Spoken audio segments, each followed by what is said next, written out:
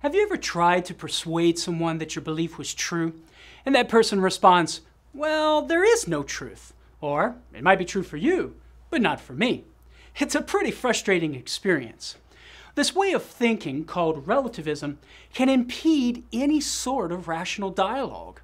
The view that truth, that is what is real, is relative to the individual is what some scholars call I say relativism.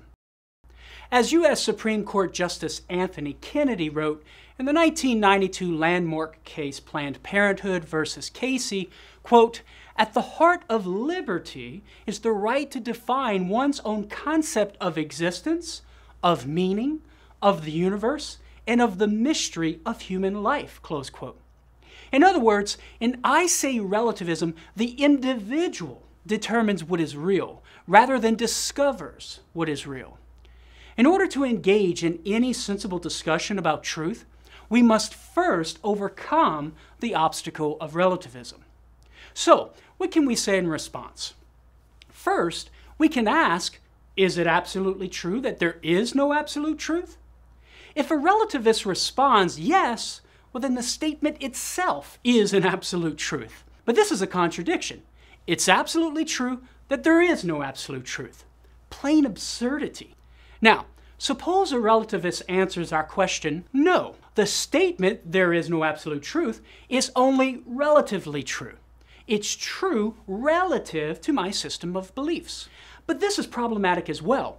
Using the verb is implies an assertion about the objective order of things, conformity to reality.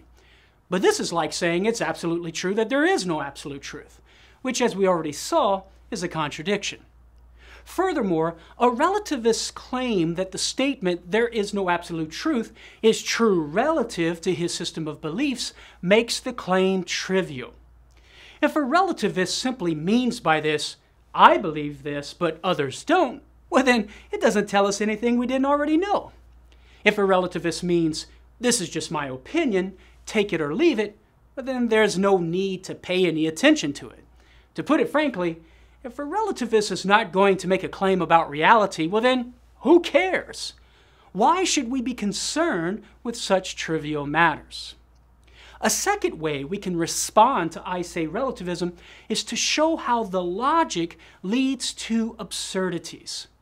For example, in a recent video, "College Kids Say the Darndest Things," released by the Family Policy Institute of Washington, Joseph Backholm, the executive director, interviewed 8 students from the University of Washington about so-called gender identity.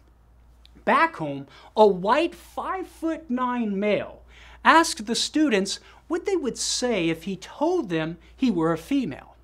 Every student was quick to say it would be okay. Backholm then asks the students a series of questions that lead to his identifying as a 6'5" Chinese woman. Although a few of the students were a bit hesitant to affirm Backholm's assertion that he's 6'5" and Chinese, they concluded it would be within his right to identify as he pleases. Now, that's either going to make you laugh or cry. Perhaps the students would have seen the absurdity of the relativistic logic if Backholm asked them, "What if I say I'm a cat?" Now, lest you think such claims are outside the realm of possibility, check out the story of 20-year-old Nano from Oslo, Norway, a young woman who claims she's a cat trapped in a human body. As she explains in an interview with a Norwegian reporter, she was born in the wrong species. The absurdities that follow from I say relativism continue. Consider Chloe Jennings White, a PhD with degrees from Cambridge and Stanford universities, who identifies as a paraplegic. She rides around in a wheelchair with leg braces, intending to one day have her sciatic nerve severed to paralyze her legs. Should we accept and celebrate Chloe's desire to be a paraplegic? What about Nano's claim that she's a cat? If we follow the logic that has led our culture to accept and celebrate people's desire to be a member of the opposite sex, well then we must accept and celebrate people's desires to be paraplegic or a different animal. No matter how a relativist slices the pie, one ends up with a contradiction, triviality, and absurdities, making relativism an unreasonable worldview. By embracing relativism, our culture has reached the point of insanity. There can be no false perception of reality because there is no reality to perceive, only a reality to create. Can our society function with such a worldview? It's doubtful.